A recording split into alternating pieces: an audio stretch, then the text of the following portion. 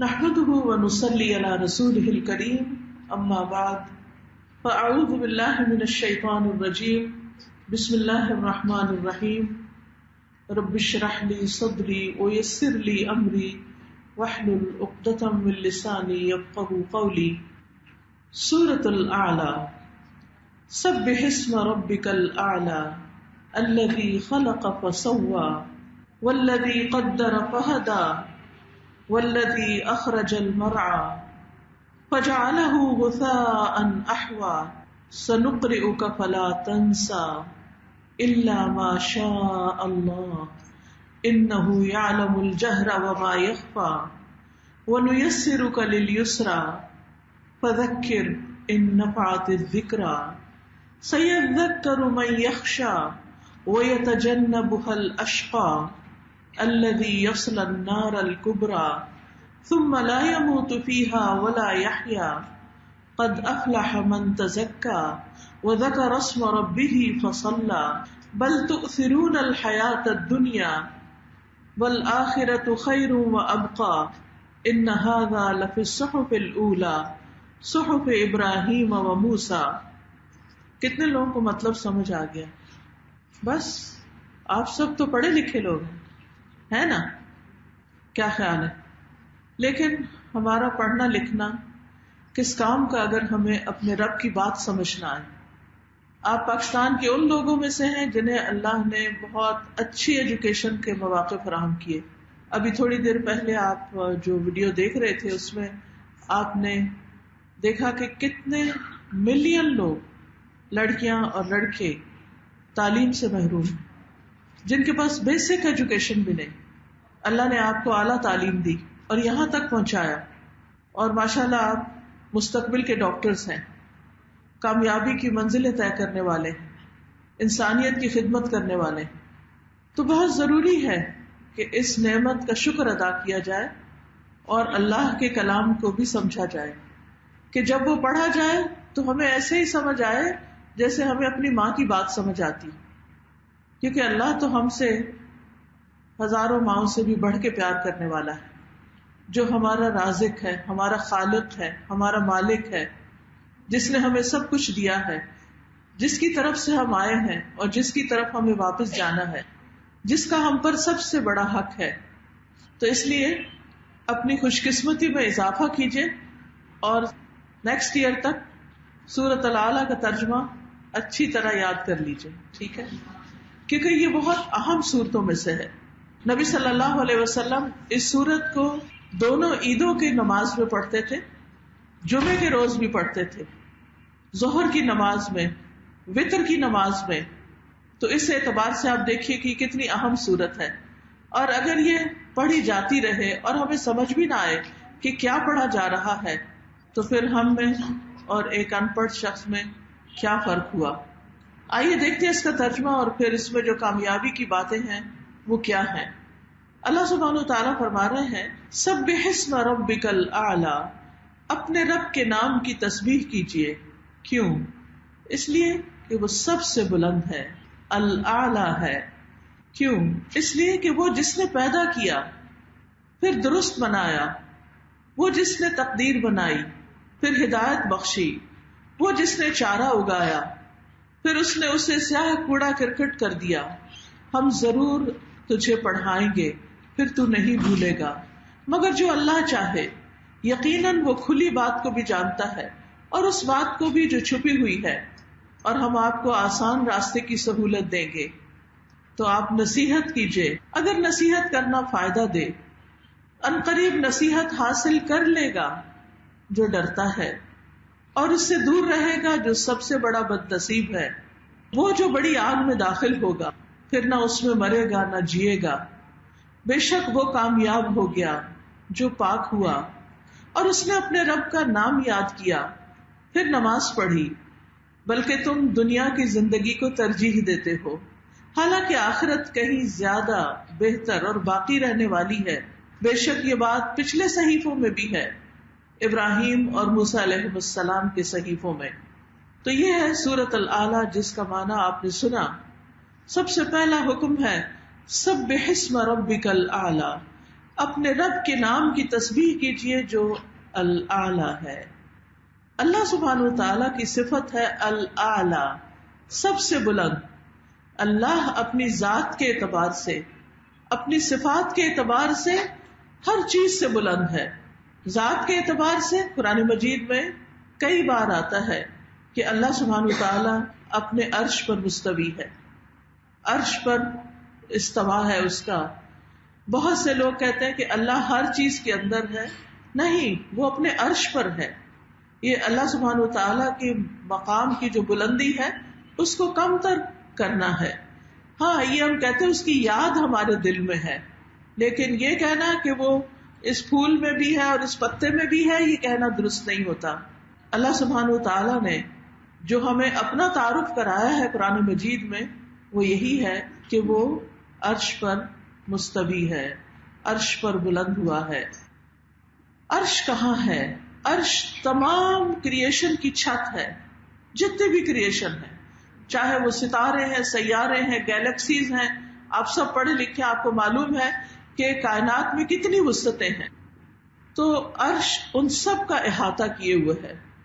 ہمارے اوپر آسمان ہے جو سب سے بلند چیز ہے، پھر اس کے اوپر ایک اور آسمان ہے، پھر اس کے اوپر ایک اور آسمان ہے، پھر اس کے اوپر ایک اور ہے، پھر ایک اور ہے، پھر ایک اور ہے، پھر ایک اور ہے. 7 آسمان ہے، اور ایک آسمان سے دوسرے آسمان کا فاصلہ 500 سال کی مسافت پر ہے. تو آپ سوچئے کہ 7 آسمان جو اوپر تلے ہیں، 7 سماوات طباقا، وہ کہاں کتنا اونچا ہوں گے. اور پھر انسان کو غور و فکر کے لیے بھی کہا گیا ہوا اِلَى السَّمَاءِ كَيْفَ رُفِعَتْ، آسمان کی نشانی کی طرف دیکھو کس طرح اس کو بلند کیا گیا.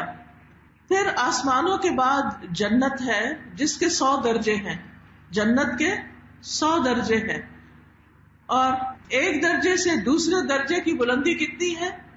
پھر اسی طرح ہر 2 درجوں کے درمیان اتنا فاصلہ ہے جتنا زمین اور آسمان کا ہے.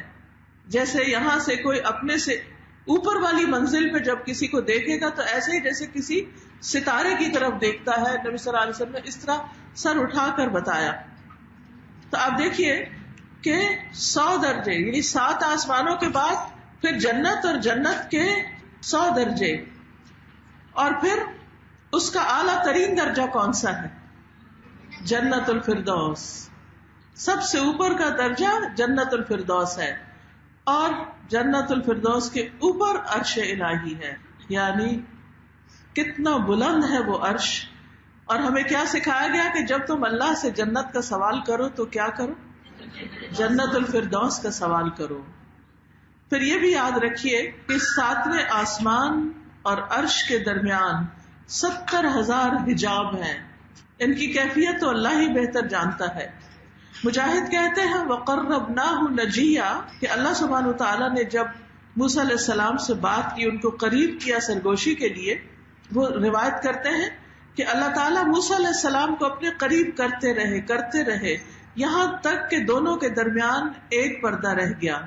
جب لوح محفوظ کے اوپر قلم چلنے کی آواز سنی انہوں نے تو کہنے لگے رب ارنی انظر الیک. وہ 70,000 پردے ہٹ گئے، ایک باقی رہ گیا. تو انہوں نے درخواست کر دی کہ یا رب میں اب تجھے دیکھنا چاہتا ہوں. اللہ سبحانہ وتعالیٰ کو دیکھنے کا شوق اتنا زیادہ ان کے دل میں تھا. پھر اسی طرح ہم جانتے ہیں کہ ہمارے اوپر بلند جو چیزیں ہیں ان میں 7ویں آسمان پر کیا ہے؟ بیت المعمور. یہ خانہ کعبہ ہے نا جیسے، تو اس کے اوپر 7ویں آسمان پر بیت المعمور ہے. پھر 7 آسمانوں کے اوپر پانی بھی ہے، اور پانی کے اوپر عرش ہے، اور عرش کو فرشتے اٹھائے ہوئے ہیں. یعنی عرش اٹھایا گیا ہے اور اس پر فرشتے معمور ہیں. آپ کو معلوم ہے کہ ایک فرشتہ کتنا بڑا ہے عرش اٹھانے والا؟ نبی صلی اللہ علیہ وسلم نے فرمایا مجھے اجازت دی گئی ہے کہ میں حاملین عرش کی کیفیت بیان کروں، ان میں سے کسی ایک فرشتے کے بارے میں بتاؤں. فرمایا اس کی کان کی لو سے، یہ جو کان کا نچلا حصہ ہوتا ہے، اس سے گردن تک کا فاصلہ آپ کا کتنا ہے؟ ذرا دیکھیے ہاتھ لگا کے کتنا فاصلہ ہے کان کی لو اور گردن کے بیچ میں؟ شاید 1 انگلی، ایسے 1 انگلی جتنا فاصلہ. فرمایا کہ وہ فرشتہ کتنا بڑا ہے. یعنی ویسے تو 4 فرشتے ہیں اور پھر قیامت کے دن 8 فرشتے ہوں گے.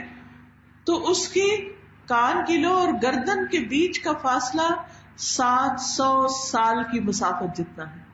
تو اس کی پھر گردن کتنی بڑی ہوگی اور اس کے کان کتنے بڑے ہوں گے اور وہ خود کتنا بڑا ہوگا اللہ ہی بہتر جانتا ہے. کیونکہ جبریل علیہ السلام جو سب فرشتوں کے سردار ہیں، جب نبی صلی اللہ علیہ وسلم کو اصل شکل میں نظر آئے تو انہوں نے آسمان کو ڈھانپ لیا، یعنی اپنے پروں کے ساتھ.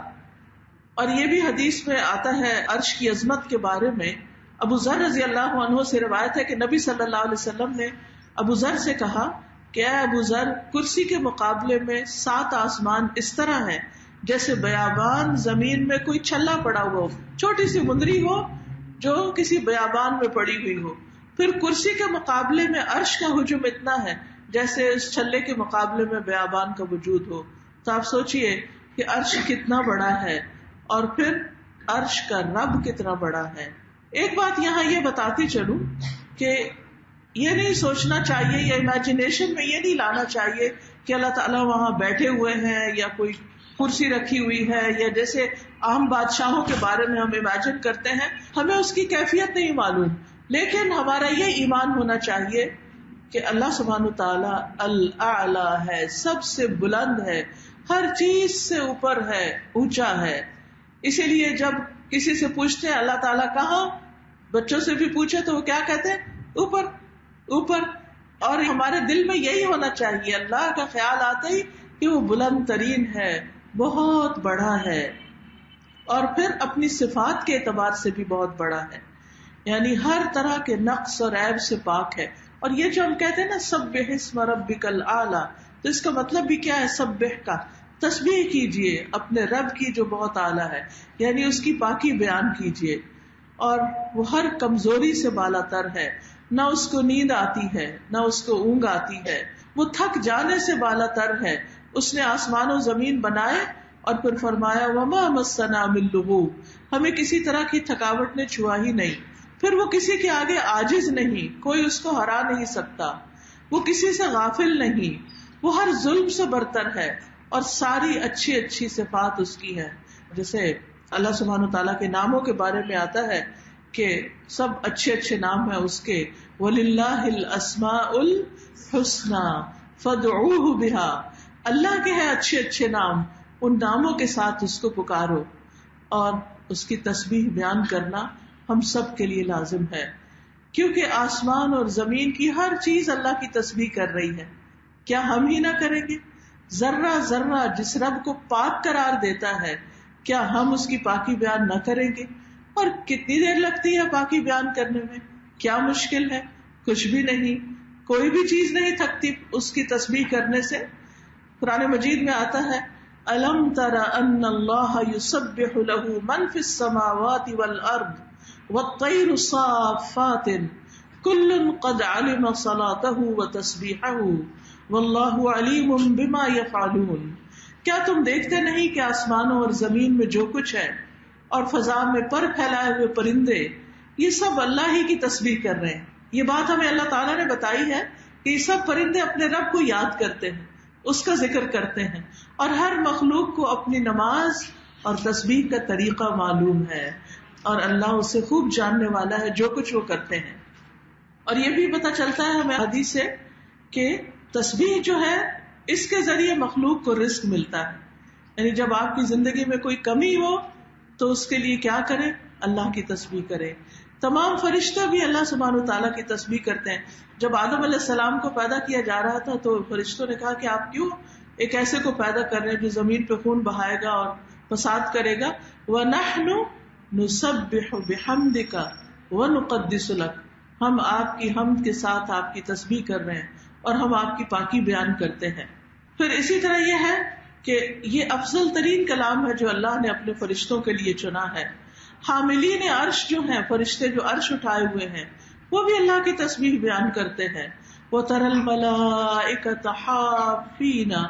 حَافِّينَ مِنْ حَوْلِ الْعَرْشِ، اور تم دیکھو گے کہ فرشتے عرش کے گرد حلقہ بنائے ہوئے اپنے رب کی تعریف کے ساتھ تسبیح کر رہے ہیں. یسبحون بحمد ربہم.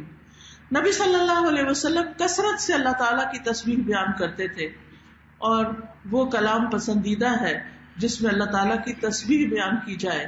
اگر کوئی شخص یہ چاہتا ہے کہ اللہ کا قرب حاصل کرے، اللہ کے قریب ہو جائے، اسے اللہ کی محبت حاصل ہو اور فضیلت پائے اللہ کے ہاں، تو اس کا آسان طریقہ ہے کہ اللہ کی تسبیح کرے. رسول اللہ صلی اللہ علیہ وسلم نے فرمایا، تم لوگ اللہ کی عظمت کا جو ذکر کرتے ہو، یعنی تسبیح، تحلیل اور تحمید کے الفاظ کہتے ہو، وہ عرش کے ارد گرد چکر لگاتے ہیں. یعنی ہم خود تو نہیں وہاں پہنچ سکتے، لیکن ہماری تسبیحات وہاں پہنچتی ہیں. کیا آپ نہیں چاہتے کہ آپ کے منہ سے نکلی ہوئی تسبیح عرش کے گرد چکر لگائے؟ کیونکہ انسان جس سے محبت کرتا ہے، اس کے قریب جانا چاہتا ہے، اس کے آس پاس رہنا چاہتا ہے. تو ہم اللہ کے قریب ہونا چاہتے ہیں، تو اس کے لیے کیا کرنا ہوگا؟ کیا کرنا ہوگا؟ تسبیح کرنی ہوگی. اور پھر آپ دیکھیے حدیث میں آتا ہے کہ ان کلمات کی ایسی بھنبھناہٹ ہوتی ہے جیسے شہد کی مکھیوں کی بھنبھناہٹ ہوتی ہے، یعنی بس ساؤنڈ ہوتی ہے. وہ کلمات اپنے ذکر کرنے والے کی اللہ کے ہاں یاد دلاتے ہیں. کیا تم میں سے کوئی نہیں چاہتا کہ اس کے لیے کوئی ایسا ہو یا ہمیشہ اللہ کے ہاں اس کی یاد دلائی جاتی رہے؟ یعنی آپ چاہتے ہیں کہ آپ کی پریزنس وہاں ہو تو اس کے لیے تسبیح کرتے رہے. پھر یہ بھی یاد رکھیے کہ دل کی گھٹن اور سینے کی تنگی کا علاج تسبیح ہے. ہم سب مختلف کیفیات کا شکار ہوتے ہیں. جب کوئی ایسی خبر سنتے ہیں جو ہمیں پسند نہیں آتی، جب ایگزامز قریب آ جاتے ہیں، یا پھر ریزلٹ قریب ہوتا ہے، یا پھر شادی رشتہ کا کوئی مسئلہ ہوتا ہے، یا کوئی عزیز قریب پیارا فوت ہو جاتا ہے، یا ویسے ہی بلا وجہ دل اداس اور دل میں گھٹن اور تنگی سی محسوس ہوتی ہے. بعض اوقات لوگوں کے رویوں کی وجہ سے تنگی محسوس ہونے لگتی. ان سارے امراض کا علاج تسبیح میں ہے. قرآن مجید میں آتا ہے وَلَقَدْ نَعْلَمُ أَنَّكَ يَضِيقُ صَدْرُكَ بِمَا يَقُولُونَ. ہمیں خوب معلوم ہے کہ جو باتیں یہ لوگ بناتے ہیں، یعنی لوگ جو کرٹیسائز کرتے ہیں، ان کی باتوں سے آپ کا دل تنگ ہوتا ہے. تو آپ کیا کیجئے؟ فَسَبِّحْ بِحَمْدِ رَبِّكَ، اپنے رب کی حمد کے ساتھ اس کی تسبیح بیان کیجئے. وَقُم مِّنَ السَّاجِدِينَ، اور سجدہ کرنے والوں میں سے ہو جائیے. وَاعْبُدْ رَبَّكَ حَتَّى يَأْتِيَكَ الْيَقِينُ، اور اپنے رب کی عبادت کرتے رہیے یہاں تک کہ موت آ جائے. تو گویا دل کی گھٹن اور تنگی کا علاج کیا بتایا گیا؟ تسبیح، اللہ کا ذکر اور اللہ کی عبادت. پھر اسی طرح پریشانی ہو، خوف ہو، ڈر ہو، وہم ہو، ان سب کا علاج تسبیح میں ہے. سبحان اللہ و بحمدہ میں ہے. پھر تسبیح کرنا صدقہ بھی ہے. بعض اوقات پیسہ نہیں ہوتا صدقہ کرنے کے لیے، تو آپ چاہتے ہیں کہ کوئی صدقہ کرنے کے لیے کچھ ہوتا تو میں کسی بلا مصیبت کو ٹلانے کے لیے صدقہ کرتی. بعض اوقات رات کا وقت ہوتا ہے، آپ کے پاس ہے بھی لیکن کوئی لینے والا نہیں، تو آپ کیا کر سکتے ہیں؟ تسبیح کر سکتے ہیں. پھر اسی طرح سبحان اللہ کے ذریعے انسان اپنے گناہوں کو مٹا سکتا ہے، یعنی انسان کے گناہ چلے جاتے ہیں. سعد رضی اللہ عنہ سے روایت ہے کہ ہم رسول اللہ صلی اللہ علیہ وسلم کے پاس بیٹھے تھے تو آپ نے فرمایا، کیا تم میں سے کوئی ہر دن 1000 نیکیاں کمانے سے عاجز ہے؟ آپ کے پاس بیٹھے ہوئے لوگوں میں سے کسی نے پوچھا کہ ہم میں سے کوئی 1000 نیکیاں کیسے کما سکتا ہے؟ آپ نے فرمایا، جو آدمی 100 مرتبہ سبحان اللہ پڑھتا ہے اس کے لیے 1000 نیکیاں لکھی جاتی ہیں، اس کی 1000 خطائیں مٹا دی جاتی ہیں. پھر ایک بار تسبیح پڑھنے سے زمین و آسمان بھر جاتا ہے. مسلم کی حدیث ہے، الحمدللہ کہنا میزان بھر دیتا ہے. سبحان اللہ اور الحمدللہ کہنے سے زمین و آسمان کی فضا بھر جاتی ہے. یعنی اتنا زیادہ انسان اجر و ثواب تھوڑی سی دیر میں کما لیتا ہے.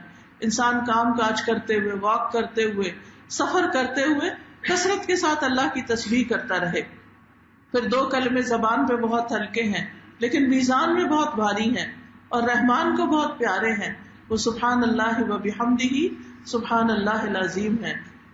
پھر صبح و شام اللہ کی تسبیح کرنی چاہیے. نمازوں کے بعد تسبیحات پڑھنی چاہیے. رات کو سوتے وقت، رات کو آنکھ کھل جائے، جب بجلی کڑکے اس کے خوف سے بھی، پھر بلندی سے اترتے وقت. تو اس سے کیا ہوگا؟ وَنُيَسِّرُكَ لِلْيُسْرَىٰ، کاموں میں آسانی ہو جائے گی. سبح اسم ربک الاعلی الذی خلق فسوی والذی قدر فہدی والذی اخرج المرعى فجعله غثاء احوى سنقرئك فلا تنسى الا ما شاء الله انه يعلم الجهر وما يخفى. وَنُيَسِّرُكَ لِلْيُسْرَىٰ. تو پیچھے جو ساری بات ہوئی ہے اس میں مختصراً یہ ذکر کیا گیا ہے کہ اللہ کی نشانیوں کی طرف انسان دیکھے، غور کرے اور اللہ کی تسبیح بیان کرے تو کیا ہوگا؟ اللہ سبحانہ وتعالیٰ انسان کے لیے کاموں میں آسانی پیدا کر دے گا. ہم سب چاہتے ہیں کہ ہمارے کام آسان ہوں، لیکن کس طرح آسان ہو؟ اس میں چند ٹپس میں آپ کو بتاتی ہوں کاموں میں آسانی کے لیے کیا کرنا چاہیے. قرآن و سنت کی روشنی میں سب سے پہلے تو تقویٰ ہے، اللہ سے ڈرنا، اور اللہ سے ڈر کر گناہ چھوڑ دینا، اللہ کے ڈر سے نیک کاموں کی طرف جلدی کرنا. قرآن مجید میں آتا ہے وَمَن يَتَّقِ اللَّهَ يَجْعَل لَّهُ مِنْ أَمْرِهِ يُسْرًا. جو اللہ سے ڈرتا ہے تو اللہ تعالیٰ اس کے لیے اس کے کام میں آسانی پیدا کر دیتا ہے. تو تنہائی میں ہو، اکیلے ہو، سب کے بیچ میں ہو، کسی سے محبت ہو، نفرت ہو، بس وہی کہنا ہے جو عدل و انصاف والا ہو، اپنے اچھے اخلاق اور ایمان پر قائم رہنا ہے. دوسری چیز جس سے آسانیاں پیدا ہوتی ہیں وہ لوگوں پر خرچ کرنا ہے. لوگوں پر خرچ کرنا، اپنا مال خرچ کرنا، وقت خرچ کرنا، صلاحیتیں خرچ کرنا، اپنا علم خرچ کرنا، یعنی لوگوں کو دینا. فَأَمَّا مَنْ أَعْطَى وَاتَّقَى وَصَدَّقَ بِالْحُسْنَى فَسَنُيَسِّرُهُ لِلْيُسْرَىٰ. پھر جس نے اللہ کی راہ میں مال دیا، پرہیزگاری اختیار کی اور بھلی باتوں کی تصدیق کی تو ہم اسے آسان راہ پر چلنے کی سہولت دیں گے، ہم اس کے لیے آسانیاں پیدا کر دیں گے. اگلی چیز، کسی مشکل میں پھنسے ہوئے انسان کے لیے آسانی پیدا کرنا. مشکلیں نہیں، آسانیاں پیدا کرنا. جو کسی کے لیے آسانی پیدا کرے گا اللہ سبحانہ وتعالیٰ اس کے لیے آسانیاں پیدا کر دے گا. حدیث میں آتا ہے، صحیح مسلم کی روایت ہے، جس نے کسی مومن سے دنیا کی تکلیفوں میں سے کسی تکلیف کو دور کیا، اللہ تعالیٰ اس سے قیامت کے دن کی تکلیفوں میں سے کسی تکلیف کو دور کر دے گا. اور جس نے کسی تنگ دست پہ آسانی کی، اللہ اس پر دنیا اور آخرت میں آسانی کرے گا. یعنی کسی کا ہاتھ تنگ ہے، اس کا خرچہ پورا نہیں ہوتا، آپ نے اس کے لیے پاکٹ منی کا انتظام کر دیا، اس کا وظیفہ لگوا دیا. آپ کو پتا ہے کہ کوئی طالب علم اپنی فیس نہیں پے کر پا رہا، لیکن آپ کو اللہ نے بہت دیا ہے، آپ اس کے لیے آسانی کر دیجیے. آپ کو پتا ہے کوئی کتاب نہیں خرید پا رہا، کسی بھی طرح جہاں بھی دیکھیں لوگوں کے لیے آسانیاں کریں، اللہ آپ کے لیے آسانی کرے گا. جس نے کسی مسلمان کی پردہ پوشی کی، اللہ اس کی دنیا اور آخرت میں پردہ پوشی کرے گا. اللہ اس وقت تک بندے کی مدد میں ہوتا ہے جب تک بندہ دوسروں کی مدد میں ہوتا ہے. پھر آسانی کے لیے دعا بھی کرنا. جیسے آپ پڑھ رہے ہیں، ایگزام کی تیاری کر رہے ہیں، چیز سمجھ نہیں آ رہی تو اکثر طالب علم دعا پوچھتے ہیں، تو وہ کیا ہے؟ رب اشرح لی صدری ویسر لی امری واحلل عقدۃ من لسانی یفقہوا قولی. پیپر لکھنے سے پہلے، وائوے سے پہلے، ہر پڑھائی کی چیز سے پہلے رب اشرح لی صدری پڑھ لیجئے. کسی ڈیفیکلٹ انسان سے ڈیل کرتے ہوئے بھی رب اشرح لی صدری کہ اللہ میرا سینہ کھول دے، ویسر لی امری اور میرا کام آسان کر دے. کوئی جاب کے لیے جا رہے ہیں، کوئی بھی ایگزام دینا ہے، شادی کے لیے رکاوٹ ہوئی ہوئی ہے، یسر لی امری، اللہ میرا کام میرے لیے آسان کر دے. اور پھر اللہم لا سہل الا ما جعلتہ سہلا وانت تجعل الحزن سہلا اذا شئت. اللہ کوئی کام آسان نہیں مگر جس کو تو آسان کر دے، اور تو جب چاہتا ہے مشکل کو آسان کر دیتا ہے. اس کے بعد یہ فرمایا فذکر ان نفعت الذکریٰ، آپ نصیحت کیجیے اگر نصیحت فائدہ دیتی ہو، نہیں کوئی سننا چاہے تو اسے ضرور بتائیے. سیذکر من یخشی، جو اللہ سے ڈرتا ہے وہ نصیحت قبول کر لے گا، لیکن جو اللہ سے نہیں ڈرتا اور بدبخت ہے وَيَتَجَنَّبُهَا، وہ اس سے منہ موڑ کے چلا جائے گا. تو ہم ضرور دیکھیں کہ اللہ کی بات اور نصیحت کی بات جو ہے، جو اللہ کی طرف سے آئی ہو، اس کا احترام کرنا، اس کو سننا، اس پر توجہ دینا، اس پہ کان دھرنا، یہ ہمارے اپنے ہی فائدے کے لیے ہے. اور قرآن مجید میں آتا ہے وَذَكِّرْ فَإِنَّ الذِّكْرَىٰ تَنفَعُ الْمُؤْمِنِينَ، آپ نصیحت کیجیے کیونکہ نصیحت مومنوں کو فائدہ دیتی ہے. اور پھر انما تنذر من اتبع الذکر وخشی الرحمن بالغیب فبشرہ بمغفرۃ واجر کریم، یعنی جو نصیحت کی پیروی کرتا ہے اور رحمان سے غائبانہ ڈرتا ہے اس کے لیے بشارتیں ہیں. پھر یہ کہ نصیحت کس کو فائدہ نہیں دیتی؟ غافل دل لوگوں کو. ان کو سمجھاتے بھی رہو تو وہ پرواہ نہیں کرتے، جو منہ موڑ کے چلے جائیں، جو انکار کر دیں. ایک شخص دوسرے سے کہ اللہ سے ڈرو تو کہے تم اپنی فکر کرو، ہمیں مت بتاؤ. تو ایسا شخص نصیحت کو پھر کوئی اہمیت نہیں دیتا اور اس کو کوئی فائدہ بھی نہیں ہوتا. لیکن اس کا انجام بڑا خطرناک ہے، کیونکہ جو اللہ سے منہ موڑ جائے وہ اپنے لیے خود مصیبت کھڑی کر رہا ہے. اس کا انجام بتایا گیا، الذی یصلی النار الکبریٰ، اس بڑی آگ میں جا گرے گا.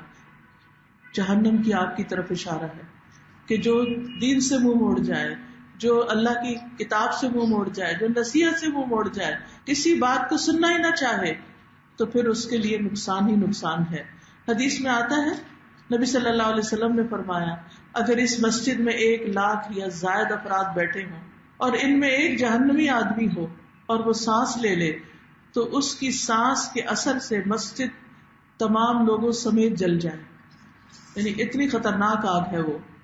تو اس لیے اس آگ سے بچنے کی فکر کرنی چاہیے جس کے بارے میں یہی فرمایا، ثم لا يموت فيها ولا يحيا، کہ جس میں انسان نہ مرے گا اور نہ جیے گا، یعنی مسلسل عذاب کا مزہ چکھے گا. لیکن اس سے بچنے کے لیے بھی طریقہ بتا دیا گیا، قد افلح من تزکا. کامیابی کے راز کیا ہیں، کامیابی اس صورت میں کس کے لیے ہے، اس کا بتا دیا گیا. اور دیکھیے ان میں سے ہر لفظ اللہ سبحانہ وتعالیٰ کا لفظ ہے. قد افلح من تزکا، اللہ وعدہ کر رہا ہے یقیناً فلاح پا گیا جو پاک ہو گیا، جس نے اپنے آپ کو پاک کر لیا، جس نے اپنے نفس کا تزکیہ کر لیا. یہ تزکیہ نفس کیا چیز ہے؟ لفظی معنی تو تزکیہ کا ہوتا ہے پاک کرنا، لیکن نفس جو ہے اس میں بظاہر تو کوئی گندگی نظر نہیں آتی کہ جس کو پانی سے دھو کے پاک کیا جائے. اس کا مطلب یہ ہوتا ہے کہ اپنے آپ کو گناہوں سے، عیبوں سے، برے اخلاق سے، گھٹیا طریقوں سے پاک کر لیا جائے.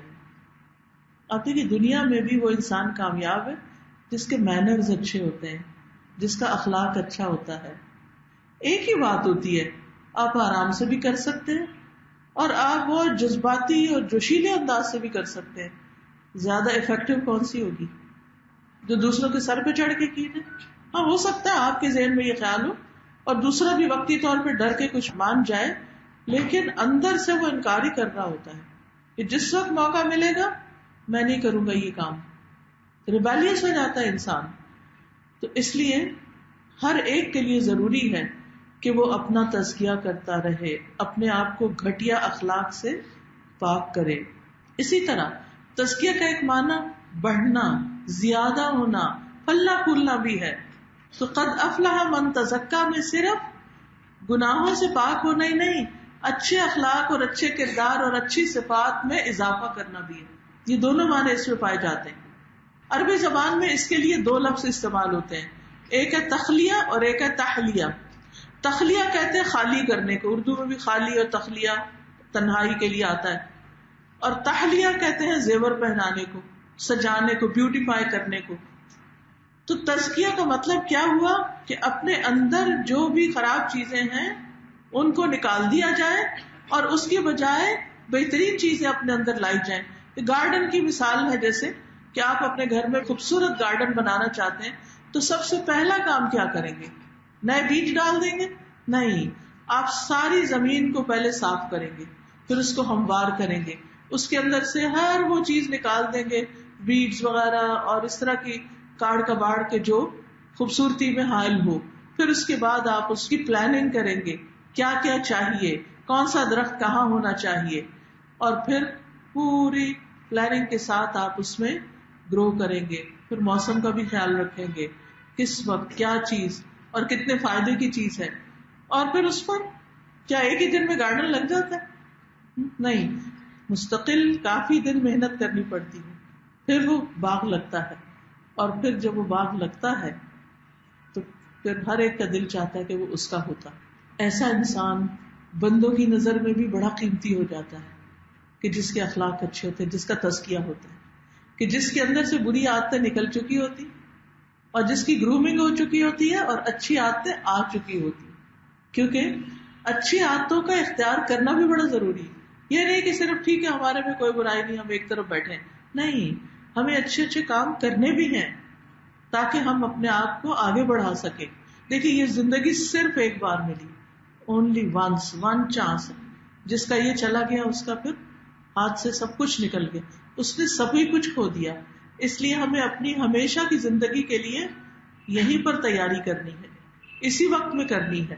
جہاں ایک طرف ہم دنیا میں کامیاب ہونے کے لیے تیاری کرتے جا رہے ہیں, وہاں آخرت کی کامیابی کے لیے ساتھ ساتھ اپنے اندر اچھی عادات کا پیدا کرنا ضروری ہے. تو اللہ تعالیٰ فرماتے ہیں کہ قد افلح من تزکا, اور پھر ساتھ یہ بھی ایک جگہ پر فرمایا سورۃ فاطر میں, ومن تزکا فانما یتزکا لنفسہ, جو تزکیہ اختیار کرتا ہے وہ اپنی ذات کے لیے کرتا ہے, وہ اپنے ہی فائدے کے لیے کرتا ہے. یعنی اگر ہمارا اخلاق اچھا ہوگا دوسرے تو خوش ہوں گے, لیکن واپس جواب میں ہمیں بھی خوشی ملے گی. دیکھیے جب آپ کسی کو خوش کرتے ہیں تو یہ نہیں ہوتا کہ صرف وہ خوش ہوتا ہے, کوئی سامنے والا خوش ہوتا ہے تو آپ بھی خوش ہوتے ہیں. اگر آپ کے سامنے ایک ہنستا مسکراتا چہرہ ہو تو آپ زیادہ خوش ہوتے ہیں, یا منہ بسورا ہوا ہنستا مسکراتا. تو دوسروں کا دل خوش کر دینا اور دوسروں کو ہنسنے کے قابل بنا دینا, یہ انسان کے اپنے لیے بہتر ہے. اور اس کے لیے انسان کو اپنا محاسبہ کرتے رہنا چاہیے اور جائزہ لیتے رہنا چاہیے, جیسے آپ اپنے گارڈن کا جائزہ لیتے رہتے ہیں. خوبصورت سے خوبصورت درخت بھی ہو تو جب تک اس کی گرومنگ ساتھ ساتھ نہ ہو, اس کی کٹائی اور اس کے ایکسٹرا, اس کے اوپر جب خزاں آتی ہے اور جب پتے گرتے ہیں ان سے اس کو صاف نہ کیا جائے اور آنے والے موسم کے لیے ان کو تیار نہ کیا جائے, تو یہ تھوڑی ہوتا ہے ایک دفعہ گارڈن لگا دیا اور وہ فل بلوم پہ چلا گیا اور اس کے بعد آپ ہاتھ پہ ہاتھ دھر کے بیٹھ جائیں. یہ لائف ٹائم کام ہے, ساری زندگی کرنے کا کام ہے, مسلسل اپنے اوپر نظر رکھنے کا کام ہے. جس طرح ہم اپنے چہروں کے بارے میں, اپنے لباس کے بارے میں کتنے فکر مند ہوتے ہیں. میرا نہیں خیال کہ ہم میں سے کوئی لڑکی ہر روز شیشہ نہ دیکھتی ہو. ہم ہر روز مرر کے سامنے جاتے ہیں, چاہے صرف منہ دیکھنے کے لیے یا پورا اپنا جسم دیکھنے کے لیے کہ ہم کہاں پہنچ رہے ہیں, کیا کر رہے ہیں, کیسے لگ رہے ہیں. جسم پر اگر کچھ لگا ہوگا یا کپڑوں پہ تو کوئی بھی بتا دے گا ہمیں کہ دیکھو یہ اپنا صاف کر لو, لیکن دل کے اندر جو کچھ ہے وہ تو خود ہی دیکھنا ہے. اپنے نفس کا محاسبہ کرتے رہنا ہوگا تاکہ ہم کامیاب ہو سکیں. رسول اللہ صلی اللہ علیہ وسلم نے فرمایا, ان اللہ عز وجل کریم یحب الکرم ومعالی الاخلاق ویبغض السفسافہ. اللہ عز وجل بڑا مہربان ہے, مہربانی کو پسند کرتا ہے اور بلند اخلاق کو پسند کرتا ہے. یعنی اللہ سبحانہ وتعالیٰ کو بلند اخلاق پسند ہے اور اس کے گھٹیا پن سے نفرت کرتا ہے. چھچورا پن, شودہ پن, گھٹیا پن, یہ ساری چیزیں, گھٹیا اخلاق, بدتمیزی سے بات کرنا, چلا کے بات کرنا, ہر ایک کی بےزتی کر دینا, کسی کو کوئی اہمیت نہ دینا, نہ بڑے کا ادب نہ چھوٹے سے شفقت, یہ چیزیں انسان کی قیمت گھٹا دیتی ہیں اللہ رب العزت کی نگاہ میں بھی, اور پھر بندوں کی نگاہ میں تو ایسا بندہ قابل قدر نہیں ہوتا. دوسری چیز جس کا ذکر یہاں کیا گیا ہے, قد افلح من تزکا وذکر اسم ربہ فصلی, اور اس نے اپنے رب کا نام یاد کیا, اپنے رب کا ذکر کیا. یاد رکھیے کہ رب کا ذکر جو ہے اس کا اہتمام کرنا چاہیے. کامیابی کے لیے دوسری چیز کیا ہے؟ رب کا ذکر. ذکر دل میں بھی ہوتا ہے, ذکر زبان سے بھی ہوتا ہے, اور ذکر دل اور زبان دونوں سے بھی ہوتا ہے. ذکر غور و فکر کے ساتھ بھی ہوتا ہے, ذکر اور فکر ساتھ ساتھ ہوتا ہے کہ آپ اللہ کی نشانیوں کو دیکھیں. آپ تو سائنس کے اسٹوڈینٹس ہیں, انسانی جسم کی بے شمار نشانیاں آپ کے سامنے آتی جو آپ کو اللہ کی عظمت کی یاد دہانی کراتی. تو اس وقت میں اللہ کی قدرت کے بارے میں سوچتے ہوئے اللہ کی تسبیح بیان کرنا, یہ بھی عبادت ہے اور یہ بھی کامیابی کا ذریعہ ہے. اور غافلوں کی طرح ایک چیز کو دیکھ کے آنکھیں بند کر لینا یہ پسندیدہ نہیں. ذکر زبان سے کیسے ہوتا ہے؟ اللہ کی تسبیح کرنا, اللہ کی بات دوسرے سے کرنا, اچھی بات کسی سے کرنا, اللہ کی محبت کی بات, اللہ کے شکر کی بات, اللہ کے ذکر کی بات, نصیحت کی بات, یہ سب اسی میں آ جاتا ہے. پھر اسی طرح قرآن کی تلاوت, قرآن سے تعلق انسان کے لیے کامیابی کا ذریعہ ہے. قرآن مجید میں آتا ہے الذین آتیناہم الکتاب یتلونہ حق تلاوتہ اولئک یؤمنون بہ ومن یکفر بہ فاولئک هم الخاسرون. وہ لوگ جنہیں ہم نے کتاب دی ہے اسے پڑھتے ہیں جیسے اس کی تلاوت کا حق ہے, یہ لوگ اس پر ایمان رکھتے ہیں، اور جو کوئی اس کے ساتھ انکار کرے تو وہی نقصان اٹھانے والا ہے۔ تو گویا کامیابی کے لیے قرآن کی تلاوت، جو اللہ کا ذکر ہے، اللہ کی کتاب ہے۔ حدیث میں آتا ہے، آپ نے فرمایا تلاوت قرآن کو اپنے لیے لازم کر لو، کیونکہ یہ تمہارے لیے زمین پر نور کا سبب ہوگا اور آسمان میں ذخیرہ ہوگا، یہ تمہارے نیکیوں کو محفوظ کر دے گا۔ اور پھر اگر کچھ حصہ حفظ بھی ہے تو حدیث میں آتا ہے کہ حامل قرآن کو بلایا جائے گا اور کہا جائے گا اقرا ورتقی، پڑھتے جاؤ اور چڑھتے جاؤ، اور تمہاری آخری منزل وہ ہے جہاں آخری آیت تمہاری ختم ہوگی۔ لہذا کچھ نہ کچھ حصہ قرآن کا زبانی یاد بھی ہونا چاہیے۔ پھر اسی طرح قرآن کو سمجھ کر پڑھنا، حق کا تلاوت ہی، حق کا تلاوت صرف تجوید اور مخارج ہی نہیں، حق کا تلاوت میں پڑھنے کا حق جب ادا ہوتا ہے جب اس کو سمجھ کے پڑھا جائے، اور یہ بھی اللہ کے ذکر کی بہترین مثال ہے۔ قرآن مجید میں آتا ہے وَاذْكُرُوا اللَّهَ كَثِيرًا لَعَلَّكُمْ تُفْلِحُونَ، اللہ کا ذکر کثرت سے کرو، یعنی تھوڑا بہت نہیں، زیادہ ذکر کرو تاکہ تم کامیاب ہو۔ تو ہم میں سے ہر شخص کو اس کا اہتمام کرنا چاہیے، ڈیلی ٹارگٹ اپنا سیٹ کرے، 100 دفعہ سبحان اللہ پڑھوں گی، 100 دفعہ الحمدللہ کہوں گی، 100 دفعہ اللہ اکبر، درود شریف پڑھوں گی، آیت کریمہ پڑھوں گی۔ اور اس کے لیے آپ ڈفرینٹ ٹائمنگ میں ڈفرینٹ روٹین اپنی بنا لیجیے۔ جیسے اگر آپ صبح واک کرتے ہیں تو اس کے لیے کچھ تسبیح رکھ لیجیے، ڈرائیو کرتے ہیں تو اس وقت کے لیے کچھ تسبیحات رکھیے، کوکنگ کرتے ہیں تو اس وقت کے لیے رکھیے۔ اسی طرح جب آپ مثلاً واٹس ایپ میسجز چیک کر رہے ہیں یا ایسے رینڈم کوئی چیز دیکھ رہے ہیں تو اس وقت ساتھ ساتھ ذکر کر لیجیے، بیچ کے چھوٹے چھوٹے وقفوں میں ذکر کیجیے۔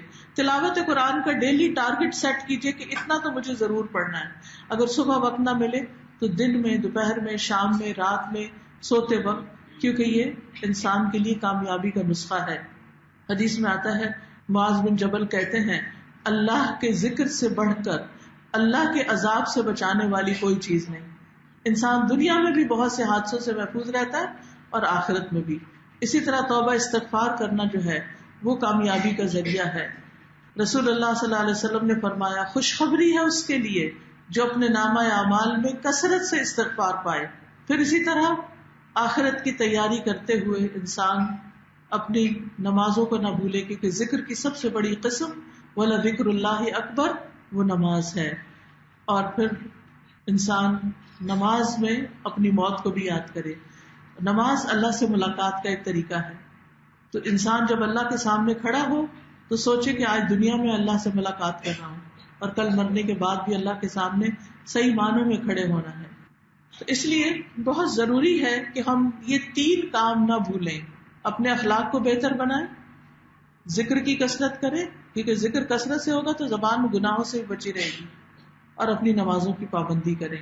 لیکن اللہ تعالیٰ فرماتے ہیں بل تؤثرون الحیات الدنیا، تم کیوں نہیں یہ کام کر پاتے؟ کیونکہ تم دنیا کی زندگی کو ترجیح دیتے ہو۔ حالانکہ والآخرۃ خیر وابقی، آخرت زیادہ بہتر ہے اور زیادہ باقی رہنے والی ہے۔ دیکھیں ہماری زندگی یہ نہیں جو آج ہم گزار رہے ہیں، یہ اس کا بہت چھوٹا حصہ ہے، 1% بھی نہیں۔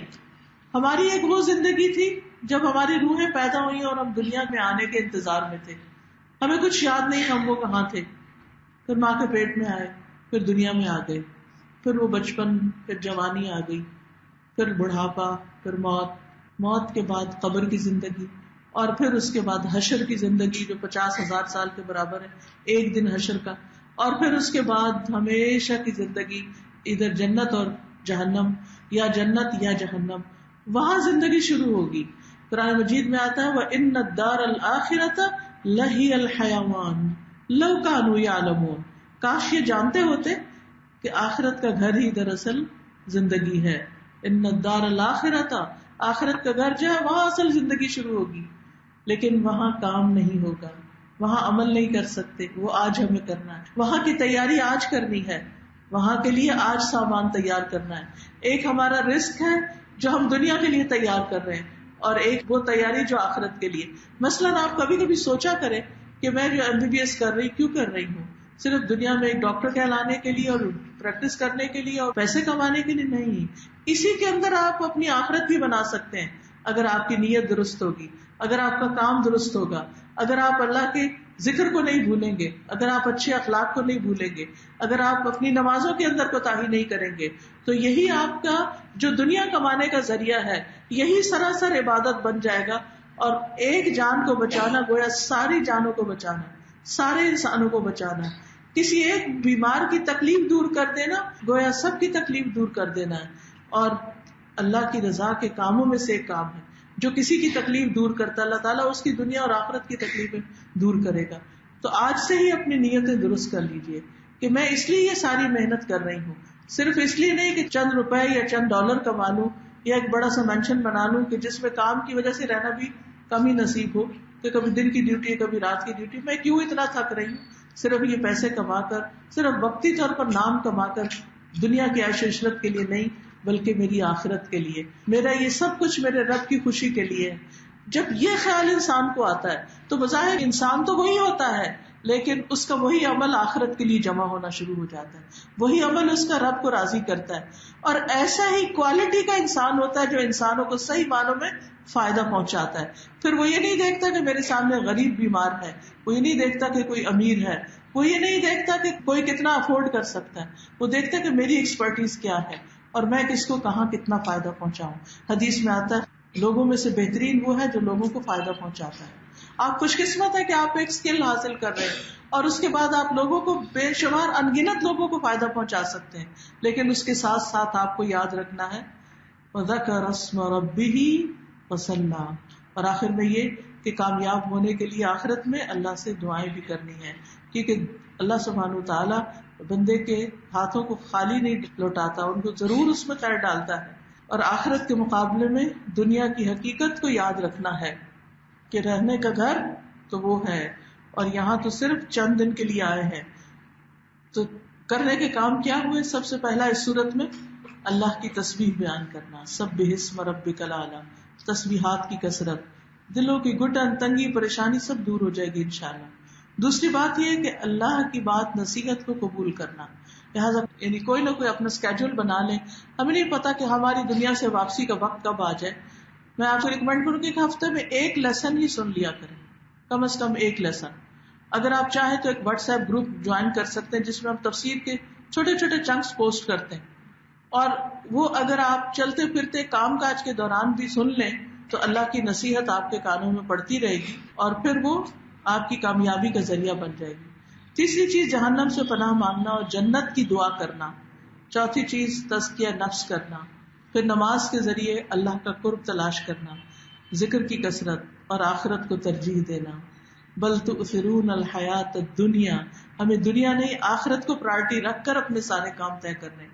والآخرۃ خیر وابقیٰ ان ھذا لفی الصحف الاولیٰ، یہ پہلی کتابوں میں بھی یہ باتیں آئی ہیں. صحف ابراہیم و موسیٰ، ابراہیم اور موسیٰ علیہ السلام کے صحیفوں میں یہ سب باتیں لکھی ہوئی ہیں کہ کامیابی کس سے ملتی ہے. تو اللہ تعالیٰ سے دعا ہے کہ وہ ہمیں کامیابی کے راستے سجھائے اور بہترین کاموں کی توفیق عطا فرمائے. السلام علیکم.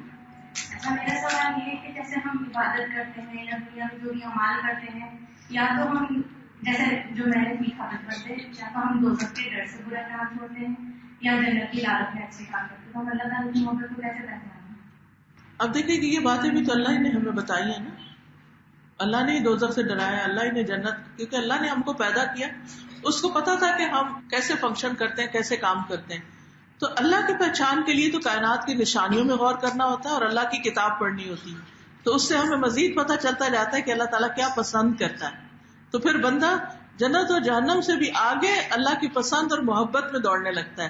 اسی لیے قرآن مجید میں 3 گروہوں کا ذکر ہے: اصحاب الیمین، اصحاب الشمال اور سابقون. اصحاب الیمین دائیں ہاتھ والے عام نیک لوگ، اور شمال برے لوگ، اور سابقون جو اللہ کی طرف دوڑتے ہیں، اللہ کی محبت میں کام کرتے ہیں، اللہ کا قرب چاہتے ہیں. والسابقون السابقون اولئک المقربون، آگے جانے والے ہی آگے جانے والے ہیں، یہی مقرب لوگ ہیں. نماز میں پابندی نہیں ہو پاتی ہے تو وہ کیسے نماز میں کیسے پابندی کی جائے؟ اب دیکھیے کہ نماز کے وقت سے پہلے ہی اس کی تیاری کی جائے. سب سے پہلے تو یہ جاننے کی ضرورت ہے کہ نماز پڑھنا ضروری کیوں ہے. میرا ایک لیکچر ہے ہم نماز کیوں پڑھیں. اس کو اگر آپ سن لیں تو انشاءاللہ اس سے بھی آپ کو موٹیویشن ملے گی. یا ایک اور لیکچر ہے نماز فرض ہے. اب دیکھیے کہ سب سے پہلے ہم سے نماز کا سوال کیا جائے گا قیامت کے دن. نماز دراصل ہمارے اپنے فائدے کی چیز ہے جس سے زندگی میں اور بہت سی آسانیاں ہوتی ہیں. اگر بہت زیادہ مصروفیت ہے اور وضو ہے آپ کا تو آپ فرض پڑھ لیجئے کم از کم. ٹھیک ہے, یعنی آپ اپنے آپ کو کہیں کہ چلے میں صرف فرض پڑھتی ہوں, اور جب آپ فرض پڑھیں گے تو آپ کہیں گے 2 منٹ اور ہیں, چلے 2 سنت بھی پڑھ لیتی ہوں. تو انشاءاللہ آہستہ آہستہ آپ کے لیے آسانی ہو جائے گی. اور پھر اس سے آپ دیکھیں جو اللہ کا حق ادا کرتا ہے وہ بندوں کا بھی کر سکتا ہے. جو اللہ کے ساتھ سنسیئر ہے وہ بندوں کے ساتھ بھی سنسیئر ہوگا, اور جس کے ساتھ اللہ ہے اس کے لیے کوئی مشکل نہیں دنیا میں بھی اور آخرت میں بھی. السلام علیکم سارا. وعلیکم السلام. آپ نے جیسے تزکیے کی بات کی ہے تو میں پرسنلی بہت دفعہ سوچتی ہوں کہ اب میں یہ کام نہیں کرنا, مطلب کچھ برا کام ہو جاتا ہے جیسے برا گمان کر لیا یا بچوں میں شاپ کر لیا, تو پھر اس کے بعد احساس ہوتا ہے جب غصہ پر ٹھنڈا ہوتا ہے کہ وہ یہ نہیں کرنا, پھر تو وہ جو عمل ہوتا ہے اپنی غلطی ماننے کا اس کو تزکیہ کہتے ہیں, اور ہم اپنی صحت کرتے ہیں جب نہیں کریں گے, لیکن کچھ عرصے بعد پھر وہی ہو جاتا ہے. ایسا ہوتا رہتا ہے. جیسے میں نے گارڈن سے مثال دی نا, آپ ایک دفعہ ویڈز نکالتے ہیں تو بس وہ آخری دفعہ ہوتی ہے, پھر کیا ہوتا ہے پھر نکل آتے ہیں, پھر نکالنی ہوتی ہے, پھر نکل آتی ہیں, پھر نکل آتی ہیں. ہمارا بھی حال یہی ہے کیونکہ ہمارے اندر خیر اور شر دونوں ہی الہام کر دی گئی ہیں. تو خیر کو بڑھانے کی کوشش کریں تو انشاءاللہ پھر وہ کم نکلے گی. السلام علیکم. وعلیکم السلام. میم 2 سوال پوچھنے تھے آپ سے کہ ایک نکاح کے لیے جو ہے منہ ڈھکنا ضروری ہوتا ہے, مطلب فرض ہے. دیکھیے بات پر سنت کی نہیں ہوتی, بات اللہ کے حکم کی ہے.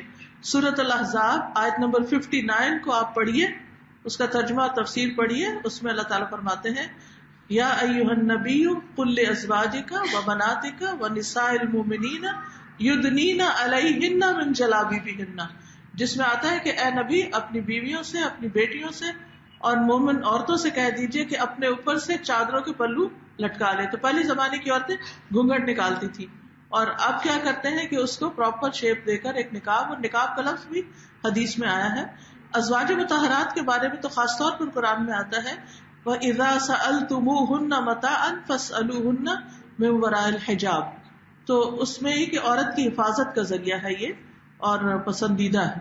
ایک اور کوشچن تھا کہ تہجد کی ان کے ٹائم پہ جو دعا مانگی جائے وہ کہتے ہیں کہ لاڈلی دعا ہے, وہ اللہ تعالیٰ ہمیشہ قبول فرماتے ہیں. تو اگر وہ چیز نہیں ملتی, مطلب وہ دعا قبول نہیں ہوتی, تو وہ آخرت کے لیے جمع کر دی جاتی ہے. یعنی بعض اوقات ہماری اور نیکیاں کم ہوتی ہیں تو اللہ تعالیٰ ہم سے محبت کرتا ہے, تو اللہ تعالیٰ چاہتا ہے کہ اس کے لیے آخرت میں زیادہ ہو جائے چیز, تو وہ دنیا میں دینے کی بجائے آخرت کے لیے جمع کر دیتا ہے. السلام علیکم. وعلیکم السلام. ابھی آپ نے ذکر کیا تھا کہ ہم جو مستحق ہیں ان کو سہولت پرووائڈ کریں. جی. تو جیسے ہمارے ہم روز میں نکلتے ہیں تو فقیر حضرات آ جاتے ہیں, جی. تو کیا ہمیں ان کی ویریفیکیشن کی ضرورت ہے کہ واقعی مستحق ہیں یا نہیں؟ بہت سے کاروبار بنائے ہوئے ہیں. جی, آپ ایسا ہے کہ جیسے حالت خستہ ہے کسی کی, تو ہمارے اسٹوڈینٹس کیا کرتے ہیں کہ بسکٹس کے پیکس, کوئی ٹافی, کچھ کھانے پینے کی چیز ساتھ رکھتے ہیں.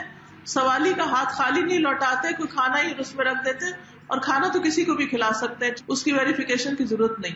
اور یہی چیز زکوٰۃ کے لیے ہے کہ آج کل تو ہر گھر میں ہر فیسلٹیز ہیں, تو ہم کس طرح سے زکوٰۃ دیں کہ بنیادی نیڈز جن کی پوری نہ ہوتی ہوں, جن کے گھر کھانے کو پورا نہ ہو, ایک وقت میں فاقہ ہو رہا ہو, ایک وقت میں کھانے کا ہے, یا اسی طرح گھر کی چھت ہی نہیں ہے, تو بیسک نیڈز جس کی پوری نہ ہو وہ زکوٰۃ کا مستحق ہوتا ہے.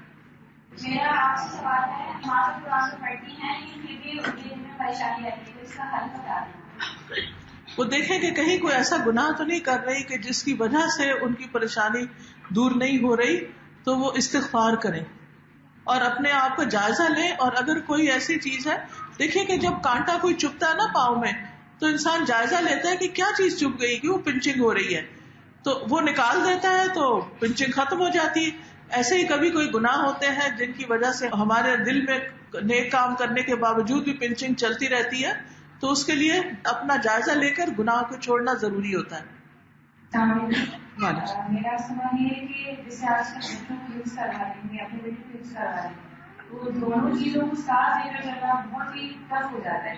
کیونکہ آج کل جتنا کمپٹیشن چل رہا ہے اسٹڈیز میں بھی بچوں کو چلانا ہوتا ہے، بس بھی کروانا ہوتا ہے، تو اس کو ہم کیسے مینج کریں؟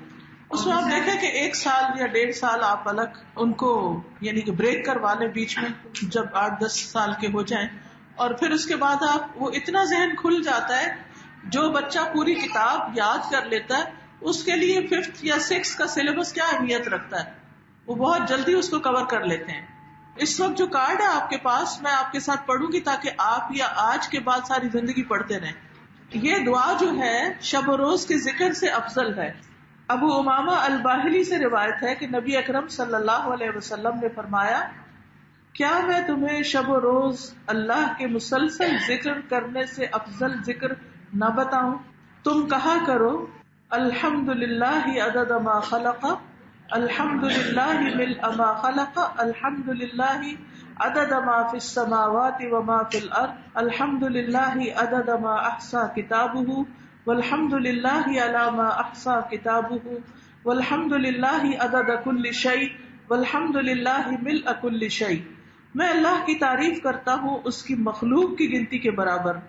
میں اللہ کی تعریف کرتا ہوں جس سے اس کی مخلوقات بھر جائیں.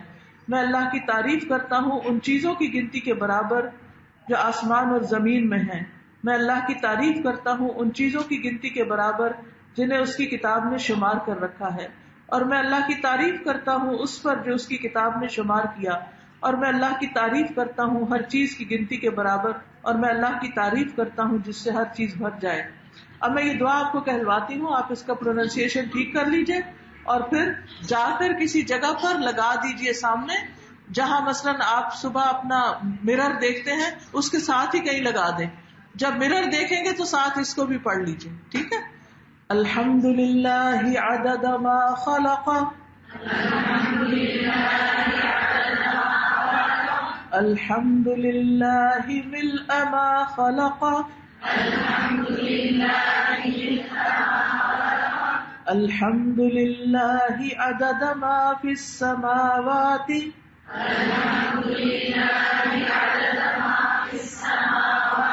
وما فی الارض، الحمد للہ عدد ما احصى کتابہ،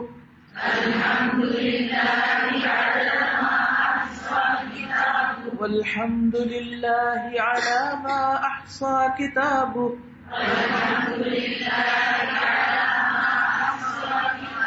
والحمد للہ عدد کل شیء، والحمد للہ ملء کل شیء. جزاکم اللہ خیراً. میں اسرا یونیورسٹی کی انتظامیہ کا شکریہ ادا کرتی ہوں کہ انہوں نے یہ موقع عطا کیا. اللہ تعالیٰ اس جگہ کو بہت برکت اور ترقی عطا فرمائے، اور اس کے وائس چانسلر کو صحت کاملہ عطا فرمائے، اور آپ سب بچوں کو بہترین کامیابی عطا کریں. آپ ایسے ڈاکٹرز بنیں جو واقعی انسانیت کی صحیح معنوں میں خدمت کرنے والے ہوں.